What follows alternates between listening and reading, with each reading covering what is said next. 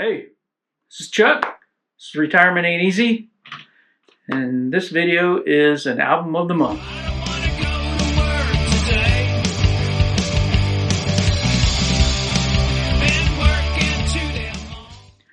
So this month is April 2025, I believe. And so this is an album of the month. This is something I do the first of every month. I pick out an album from my collection, usually vinyl. And I talk about that album and usually add a story from my life that revolves around the album. And for this month, I picked Deep Purple's Machine Head. This is a remastered re-release. Also has a recent special edition one. It's a really nice album here. But I picked Deep Purple's Machine Head because this had some meaning in my life back when I was in 7th grade. I want to say 7th, maybe 8th grade. You know, it's a little foggy, but definitely one of those two grades. At one time, if you remember, Deep Purple was actually considered the loudest band on earth. Back in 1975, I think they held the Guinness Book of Records for that. And I was not initially a fan of Deep Purple, the band, mainly because they had a keyboardist. And if you know me or seen some of my videos or any of my blog posts, you'll know that I wasn't a big keyboard guy back in the day. I wanted my bands to have guitar, bass, drums.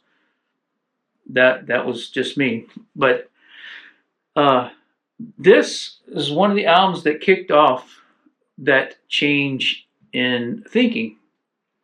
It came about in I want to say 7th grade. Let's go with 7th grade. I can't remember exactly, but in 7th grade, all the guys in middle school used to take shop class.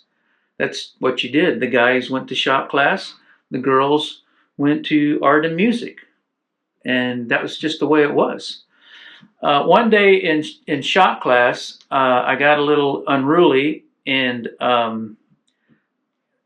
smacked my best friend in the back. We were just playing around. It was just some monkey business, just jacking around, and I kind of popped him on the back of the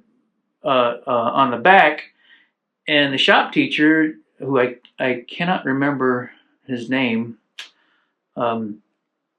kicked me out of shop class. Didn't send me to the principal. He just said, "You're out of here. You're going to go to some alternative." The only alternative was art and music. And oh boy, did I catch crap from that from all the guys in the class, because guys didn't take art and music, except for one guy. I seem to remember one guy who took art and music. Even the big theater guy in our class, who was big theater, loved watching Broadway theaters, shows and things like that, even he was in shop class. So I got kicked out of shop class.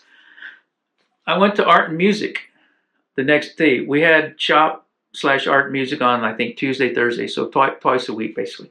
So my first day on art and music was art class. And it just so happens that me and this other guy, we were the only two guys. It was a bunch of girls and us two. And at the time, I didn't think it was that big of a deal, you know, being around that many girls. But when I think about it, it was actually pretty cool. Anyway, I do remember in art class we did that's where I learned how to do tie-dye t-shirts. That was a cool project. This was much more fun to me anyway than building a shelf or something like that to put books on in shop class, working with wood. Doing the tie-dye t-shirt was the first of many things that I got out of this. The next time we had class, it was music class. And in that music class, it just so happens, you know, music class, no one ever wanted to do music class because you were always studying Beethoven and Bach and all that. And no one wanted to listen to that crap. It's not crap anymore, obviously. When you become a musician and you think about all these things, you learn that these were classics that I can listen to today. But back then, you know, everyone thought you're just going to go listen to classical music and junk. Well, it just so happens that the music teacher at the time, unfortunately, I cannot remember his name. I wish I could remember his name. I can't even remember his face though. But the music teacher at the time, and this was 1970. Let's see, 73 maybe, 73 I think, somewhere around there, 1973. And this Deep Purple album had just been released in 1972. And so the music teacher, I just happened to come into the music class when they were starting to study rock music.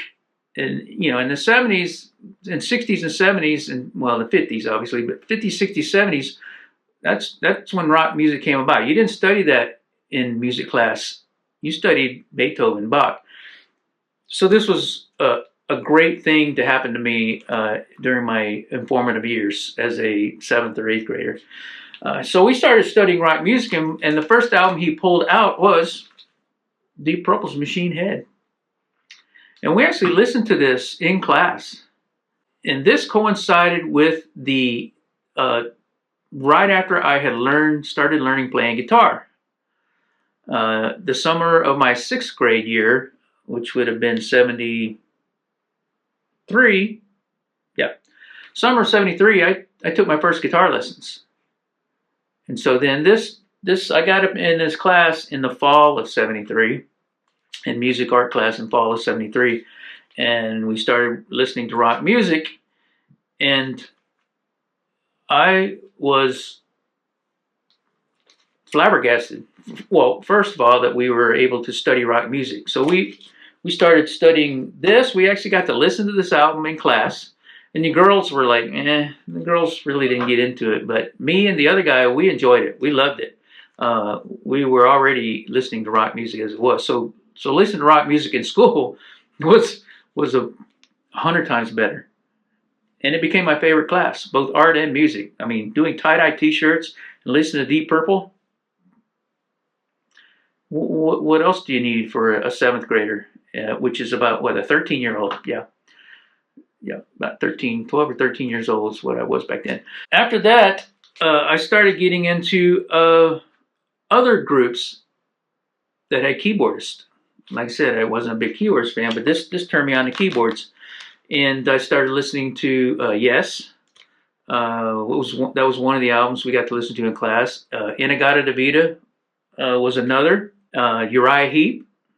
I actually have Uriah Heep albums now because of that music teacher and that music class on that 1 year. Because of that story, it brought back a lot of memories. And also remember, as I learned guitar and I heard Smoke on the Water, which is obviously on this album, it was pretty much the first rock song that I learned on guitar. And if you watch my other video where I talk about 5 licks or riffs that were part of my guitar growth, learning Smoke on the Water was one of them. And when I first learned it, I did not learn it the correct way. Just go watch the video and you'll see what I'm talking about. The music class and learning guitar and starting to listen to Deep Purple in school all led to a great year that time. And I came back, and all my friends, I had 2 friends who were into music, and we listened to the same music: Grand Funk, Black Sabbath, Kiss, etc. They were jealous that we were actually listening to rock music and music. So I got the last laugh on them. So that was the story about Deep Purple Machine Head. And Deep Purple's Machine Head is this month's Album of the Month for April 2025. So thanks for watching. If you liked it, give me a thumbs up. Subscribe to the channel. This is a Retirement Ain't Easy channel, so there are retirement videos. There's music videos. All kinds of stuff happens. This is me in retirement. This is what I do. This is how I enjoy retirement. So please like and subscribe. Come back next time when I go over some other, goofy things. And come back next month for next month's Album of the Month and the story that goes with it. So appreciate you. Take care. We'll see you next time in the next video. Peace.